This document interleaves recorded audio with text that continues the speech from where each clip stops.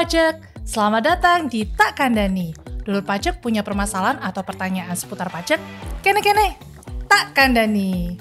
Halo dulur pajak semua. Hari ini saya Gisela akan mengajak dulur pajak semua untuk ngobrol-ngobrol nih seputar perpajakan. Tentunya akan menambah informasi dulur pajak dan sayang banget kalau dilewatkan. Tentunya saya nggak sendirian dong. Di episode kali ini sudah ada Mas Ilham selaku penyuluh pajak Kanwil DJP Jawa Timur 2 yang siap berbagi informasi dengan dulur pajak semua. Halo Mas Ilham. Halo Mbak Gisel, halo dulur pajak. Mas Ilham, gimana nih kabarnya? Baik dong. Udah siap ya berbagi informasi dengan dulur pajak semua? Siap Mbak Gisel, hari ini kita mau membahas apa nih Mbak? Hari ini kita mau membahas soal pelaksanaan kewajiban perpajakan. Seperti kita ketahui kan sistem perpajakan di Indonesia ini self-assessment gitu ya. Artinya wajib pajak itu diberikan kepercayaan untuk menghitung, membayar dan juga melaporkan pajaknya secara mandiri. Jadi nggak dihitungin gitu sama pegawai pajak. Nah, oleh karena itu kan perlu ya ada proses pengawasan dan juga mungkin pemeriksaan atas kebenaran terkait perhitungan, pembayaran dan juga pelaporan yang dilakukan oleh wajib pajak. Hari ini kita mau membahas nih satu persatu prosesnya gitu ya. Bagaimana pelaksanaan kewajiban perpajakan ini. Boleh kita mulai ya, Mas ya? Siap Mbak. Oke, jadi kita mau memulai dari curhatan wajib pajak. Dulur pajak semua ini sering telepon gitu ya, telepon, chat. Katanya tuh sering banget nih dikirimin surat cinta dari kantor pajak. Namanya itu SP2DK. Nah, sebenarnya surat apa sih SP2DK ini, Mas? Nah, jika dulur pajak menerima SP2DK dari kantor pajak, yang penting dan utama adalah dulur pajak harus tetap tenang dulu nih. Dan jangan panik, terutama buat dulur pajak yang baru pertama kali mendapatkan SP2DK. Karena pada dasarnya SP2DK itu adalah surat resmi dari kantor pajak kepada dulur pajak semua jika ditemukan adanya data atau informasi yang belum atau kurang dilaporkan oleh dulur pajak. Nah, lalu data dan informasi tadi berasal dari mana kan gitu ya? Data dan informasi tadi yang berasal dari sistem informasi milik DJP itu sendiri. Yang kedua bisa juga dari data ataupun keterangan dari instansi, lembaga, asosiasi atau pihak lain atau biasa kita singkat dengan ILAP. Karena pada dasarnya ILAP tadi wajib untuk menyetorkan atau menyampaikan data keuangan kepada Direktorat Jenderal Pajak. Oh, jadi ada kewajibannya ya? Betul Mbak. Selain itu dari mana lagi? Lalu yang ketiga itu adanya hasil pengembangan dan analisis atas informasi, data, laporan, dan pengaduan atau IDLP dari pihak lain atau masyarakat. Nah, terus contohnya ada Mas Ilham. Contohnya itu apa yang data-data apa sih yang biasanya ada di SP2DK? Yang ditanyakan tuh apa? Nah, contoh-contohnya nih data apa? Terutama data yang nilai transaksinya besar. Lalu juga ada data kepemilikan aset Mbak. Lalu juga ada rekening bank dengan aliran dana yang signifikan serta ada data faktur pajak ataupun bukti potong dari pihak ketiga. Gitu lah. Terus Mas, lanjut ya. Iya, Mbak. Ini tuh ada pertanyaan lagi. Kenapa sih saya kok sering banget nih dapat surat cinta dari kantor pajak gitu? Kenapa kok sering banget dikirim? Oh gitu ya. Iya. Jadi seperti yang sudah dijelaskan tadi Mbak, bahwa sistem perpajakan di Indonesia itu kan self-assessment system. Oleh karena itu, pemerintah dalam hal ini Direktorat Jenderal Pajak harus melakukan fungsi pengawasan atas pemenuhan kewajiban perpajakan dulur pajak semua. Nah, salah satu bentuk pengawasannya itu adalah melalui penerbitan SP2DK ini. Dengan adanya SP2DK, dulur pajak diberi kesempatan untuk memberikan klarifikasi, menjelaskan perbedaan atau memperbaiki laporan pajaknya secara sukarela. Oleh karena itu, SP2DK ini adalah langkah awal dalam pengawasan pajak. Makanya Mbak, itu sering disebut oleh dulur pajak semua ini sebagai surat cinta. Karena kalau cinta dan sayang itu kan pasti kita akan selalu mengingatkan orang yang kita sayangi. Supaya apa? Supaya menjadi pribadi yang lebih baik ke depan. Betul nggak Mbak? Betul banget ya. Jadi memang benar itu ya. Iya, begitu juga dengan DJP.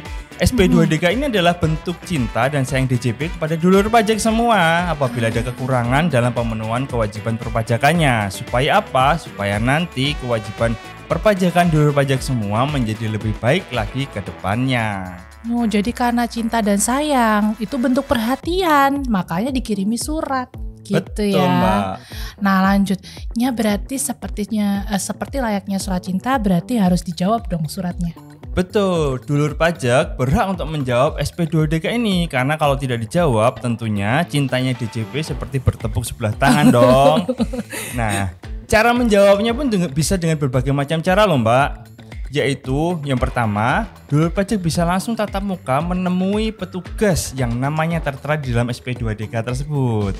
Lalu jika jarak menjadi kendala, maka dimungkinkan untuk dilakukan tatap muka secara online melalui media audio visual atau juga bisa menjawab secara tertulis melalui surat resmi. Nah, kalau dulur pajak sudah menjawab nih, tentunya kalau dulur pajak menyetujui data yang tertera di dalam SP2DK, tentunya dulur pajak diberi kesempatan dong untuk melakukan pembetulan SPT serta membayar kekurangan pajaknya jika ada. Lalu, kalau dulur pajak bisa mengklarifikasi bahwa data perpajakan yang ada di SP2DK tersebut sudah sesuai dengan laporan dulur pajak semua, maka cukup sampaikan saja ke petugas yang namanya tertera di SP2DK tadi bahwa data tersebut sudah dilaporkan sehingga atas SP2DK tersebut bisa ditutup kasusnya. Lah, kalau dulur pajak tidak menjawab atau tidak memberikan penjelasan, maka tentunya akan dilanjutkan melalui proses selanjutnya yaitu proses pemeriksaan. Begitu Mbak. Oh, jadi tindak lanjutnya atau proses selanjutnya itu tergantung dari jawabannya wajib pajak. Gitu. Betul. Ya kira-kira ya. Jadi langkah apa yang dilakukan oleh wajib pajak. Kalau misalkan tadi tidak dijawab gitu surat cintanya, lanjutlah dia bisa lanjut ke pemeriksaan. Betul gitu ya. Mbak. Nah, apalagi nih Mas pemeriksaan. Ini kalau terkait pemeriksaan itu mungkin bisa dijelaskan. Kita sebagai wajib pajak itu sudah perlu panik atau gimana nih Mas Ilham? Nah, jika dulur pajak sedang dalam posisi dilakukan pemeriksaan pajak, sama Mbak, dulur pajak yang pertama harus tetap tenang dan jangan panik. Karena pada dasarnya pemeriksaan ini adalah serangkaian kegiatan menghimpun dan mengolah data, keterangan, dan bukti yang dilaksanakan secara objektif dan profesional berdasarkan suatu standar pemeriksaan. Jadi, pemeriksaan ini biasa dilakukan apabila dulur pajak nih tidak menjawab SP2DK yang tadi Mbak. Lalu adanya ketidaksesuaian data yang cukup signifikan antara laporan dulur pajak semua dengan data yang dihimpun oleh DJP. Lalu ada juga kalau ada permohonan atau pengajuan restitusi apabila ada kelebihan pembayaran pajak dari dulur pajak semua. Dan juga ada alasan lain yang berdasarkan ketentuan yang berlaku, misalkan pemeriksaan dalam penerbitan NPWP secara jabatan. Nah, dan yang penting lagi, pemeriksaan pun Mbak Gisel tidak boleh dilakukan oleh sembarang petugas loh. Nah, pemeriksaan ini dilakukan hanya oleh pejabat pemeriksa pajak yang ditugaskan secara resmi melalui surat perintah pemeriksaan atau SP2. Nantinya pejabat pemeriksa pajak inilah yang akan menyampaikan SP2 serta menjelaskan ruang lingkup serta masa dan tahun pajak berapa yang akan dilakukan pemeriksaan. Jadi sebelum dilakukan pemeriksaan itu ada namanya SP2 dulu. Betul. Itu harus disampaikan kepada wajib pajak gitu ya. Betul Mbak. Nah di situ nanti wajib pajak bisa tahu siapa yang melakukan pemeriksaan, ruang lingkup pemeriksaannya, pajak apa gitu yang diperiksa gitu ya Mas. Betul. Kemudian juga bisa mengetahui masa pajak yang diperiksa itu masa yang mana gitu ya. Betul. Nah selain wajib pajak itu harus menerima SP2 dulu sebelum dilakukan pemeriksaan. Selanjutnya apalagi sih hak-hak wajib pajak ketika ada pemeriksaan dari Direktorat Jenderal Pajak?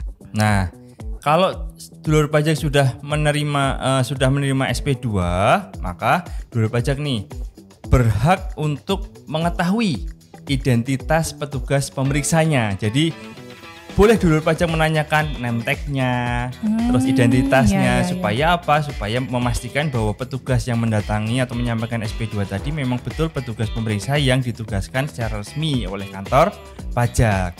Lalu dulur pajak juga berhak nih memberikan penjelasan, memberikan dokumen ataupun bukti-bukti keuangan dulur pajak semua.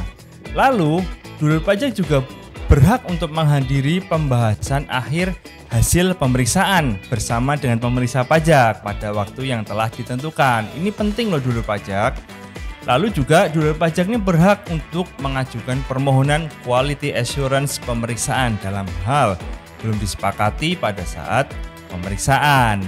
Dan yang terakhir, dulur pajak juga boleh nih atau berhak menerima dokumen hasil pemeriksaan, yaitu surat pemberitahuan hasil pemeriksaan atau disingkat SPHP sebelum ditetapkan. Seperti itu, Mbak. Oh, jadi itu tadi ya hak wajib pajak saat dilakukan pemeriksaan. Betul. Nah, Mas mau nanya lagi atau mungkin bisa dijelaskan gitu ya, selama proses pemeriksaan ini tuh sebenarnya yang terjadi tuh seperti apa gitu. Dan sebagai wajib pajak seharusnya tuh apa sih yang harus kita lakukan saat memang diperiksa oleh pegawai pemeriksa, petugas pemeriksa. Ya, baik dulu. Ini sedikit gambaran buat dulur pajak semua kalau dulur pajak sedang dalam posisi pemeriksaan ya Mbak Gisel ya. Jadi kalau sedang dilakukan pemeriksaan itu gambarannya kira-kira petugas pemeriksa pajaknya akan menyampaikan dulu nih surat perintah pemeriksaan atau SP2 tadi yang menjelaskan ruang lingkup, alasan serta tujuan pemeriksaan. Ini pasti dan penting ya gitu ya. Lalu selanjutnya dalam proses pemeriksaan nanti pejabat pemeriksa pajak akan menyampaikan surat resmi untuk melakukan peminjaman buku, catatan, dan dokumen yang menjadi dasar pembukuan atau pencatatan dulur pajak semua nih, dan dokumen-dokumen lain yang berhubungan dengan kegiatan usaha sesuai dengan tujuan pemeriksaan. Lalu dulur pajak juga harus kalau sudah diminta surat peminjaman buku tadi, dulur pajak juga harus meminjamkan dokumen-dokumen yang dibutuhkan selama proses pemeriksaan sesuai daftar yang diberikan oleh petugas pemeriksa tadi. Nah, terus kalau misalkan pada saat pemeriksaan tadi sudah diminta nih pakai surat gitu ya sama pemeriksa, tapi dulur pajak ini tidak menyampaikan dokumen yang diminta, itu prosesnya bagaimana selanjutnya? Nah, kalau dulur pajak tidak menyerahkan dokumen yang diminta selama proses pemeriksaan, ya berarti nanti pemeriksaannya akan dilakukan sesuai dengan data yang dimiliki DJP saja. Jadi seharusnya dulur pajak nih memenuhi permintaan dan meminjamkan dokumen yang diperlukan. Supaya apa? Supaya nanti dalam proses pemeriksaan hasilnya berimbang. Begitu Mbak. Oh iya, jadi kalau dulur pajak diperiksa jangan lupa ya step ini ya, karena kalau diminta ya diserahkan saja supaya tadi hasilnya berimbang. Betul. Gitu ya. Nah, setelah selesai pemeriksaan nih Mas, hasilnya apa sih Mas? Nah, setelah dilakukan proses pemeriksaan, output atau hasilnya itu adalah berupa surat ketetapan pajak. Surat ketetapan pajak ini bisa berupa surat ketetapan pajak nihil, bisa juga surat ketetapan pajak lebih bayar, atau surat ketetapan pajak kurang bayar. Nah, di dalam surat ketetapan pajak tadi tertera juga berapa nilai pajaknya, serta berapa nilai pajak yang disetujui oleh dulur pajak semua. Seperti itu Mbak. Nah, kalau misalkan dulur pajak ada yang nggak setuju nih dengan hasil pemeriksaan, berarti langkah apa yang bisa dilakukan dulur pajak? Nah, dulur pajak kalau tidak setuju dengan hasil pemeriksaan, dulur pajak masih bisa menempuh beberapa upaya hukum. Yang pertama nih Mbak Gisel, dulur pajak bisa mengajukan yang namanya keberatan. Nah, proses keberatan ini diajukannya ke DJP paling lambat 3 bulan sejak tanggal surat ketetapan pajaknya. Nantinya proses keberatan ini akan dilakukan di kantor wilayah DJP tempat dulur pajak terdaftar. Nah, ini upaya yang pertama nih Mbak Gisel. Lalu yang kedua, dulur pajak juga bisa mengajukan upaya yang kedua, yaitu banding. Jika keberatan dulur pajak ditolak atau tidak puas dengan hasil keputusannya, dulur pajak masih bisa mengajukan banding ke pengadilan pajak. Pengadilan pajak ini lembaga di luar DJP loh Mbak. Lalu kalau setelah dilakukan banding ternyata dulur pajak juga masih mau mengajukan upaya hukum lagi, bisa mengajukan upaya hukum terakhir Mbak, yaitu melalui peninjauan kembali. Nah, setelah putusan pengadilan pajak dibanding tadi, lalu dulur pajak masih bisa mengajukan peninjauan kembali ke mana? Ke Mahkamah Agung. Jika ditemukan bukti baru atau kekeliruan nyata atau pertentangan isi putusan. Nah, selain itu dulur pajak juga masih bisa nih ada upaya non keberatan nih, yaitu mengajukan permohonan pengurangan sanksi administrasi dan atau pembatalan STP atau SKP yang tidak benar sesuai dengan ketentuan pasal 36 Undang-Undang KUP. Semua proses ini dilindungi oleh hukum dan DJP wajib menghormati hak-hak dulur pajak semua. Wah, lengkap banget sebenarnya ya. Secara ketentuan semuanya ada dasar hukumnya gitu ya. Prosesnya juga sudah jelas. Jadi langkah-langkah apa sih yang harus ditempuh oleh wajib pajak kalau memang tadi tidak sesuai gitu ya. Tidak setuju gitu dengan hasil pemeriksaannya. Nah, kembali ke yang tadi nih, Mas. Kalau misalkan nih setelah diperiksa, kemudian tadi kan ada surat ketetapan pajak atau SKP ya. SKP-nya ternyata ada nilai kurang bayar. Nah, nilai kurang bayarnya ini kan harus dibayar dalam jangka waktu tertentu, betul ya? Betul, Mbak. Nah, kalau misalkan nggak dibayar sama dulur pajak nih, gimana Mas? Nah, selanjutnya jika dulur pajak telah menyetujui ketetapan pajaknya yang tadi yang pada saat diperiksa, Mbak, atau dulur pajak telah menempuh upaya hukum tadi nih yang keberatan banding PK, maka ketetapan pajak tersebut bersifat inkrah. Kalau sudah bersifat inkrah ini berarti harus dibayarkan oleh dulur pajak semuanya. Lalu bagaimana jika ketetapan pajak yang sudah inkrah tadi tidak dibayar dalam waktu yang sudah ditentukan? Maka proses selanjutnya dilakukan adalah proses penagihan oleh DJP. Nah, proses penagihan ini pun memiliki beberapa proses sesuai dengan ketentuan Undang-Undang Penagihan Pajak, yaitu yang pertama akan adanya penerbitan surat teguran ya. Lalu setelah surat teguran, apabila belum dilunasi juga, maka akan diterbitkan surat paksa. Ketika sudah diterbitkan surat paksa dan belum juga dilunasi, maka dilakukan pemblokiran rekening dan atau penyitaan aset dari dulur pajak semua. Nah, proses ini bukan bersifat intimidatif ya dulur pajak, melainkan bagian dari sistem hukum negara. Penagihan aktif ini dilakukan oleh juru sita pajak negara yang ada di kantor pajak tempat dulur pajak semua terdaftar. Wah, penjelasan dari Mas Ilham ini tadi sudah lengkap ya, bagaimana sih alur-alur pengawasan, kemudian pemeriksaan dan sampai ke penagihan pajak nih. Sepertinya sudah bisa nih memberikan gambaran ke dulur pajak semua biar lebih jelas proses yang terjadi di kantor pajak itu seperti apa gitu ya. Terima kasih loh Mas Ilham, ini sudah berbagi informasi dengan dulur pajak semua. Sama-sama bagi saya, semoga bermanfaat ya dulur pajak semuanya. Gimana dulur pajak? Pasti sudah lebih jelas ya mengenai alur pelaksanaan kewajiban perpajakannya. Nah, kalau bisa dirangkum mungkin seperti ini kira-kira ya. Jadi, kalau ditarik kesimpulan, sistem perpajakan di Indonesia adalah self-assessment, sehingga harus ada pengawasan dan juga pemeriksaan terhadap kebenaran pajak yang sudah dihitung, dibayar, dan juga dilaporkan oleh wajib pajak. Tindakan pengawasan, pemeriksaan, dan juga penagihan pajak dilakukan berbasis data, prosedur, dan tentunya ada dasar hukumnya. Wajib pajak juga diberikan hak dan jalur resmi untuk mengklarifikasi dan memberikan tanggapan apabila data dari Direktorat Jenderal Pajak tidak sesuai dengan kondisi wajib pajak. Jadi, semua prosesnya jelas, hak wajib pajak juga sudah lengkap. Nah, dulur pajak, mungkin di episode kali ini kita hanya membahas gambaran umumnya saja nih mengenai pelaksanaan kewajiban perpajakan.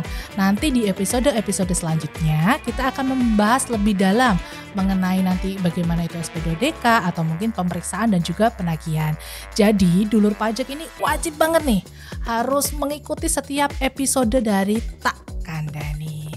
Nah, apabila dulur pajak semua masih ingin berkonsultasi atau mungkin ada pertanyaan seputar pemenuhan kewajiban perpajakan, silakan dapat menghubungi kantor pajak tempat terdaftar atau boleh juga nih untuk WhatsApp di Kanwil DJP Jawa Timur 2 di nomor 081221210210.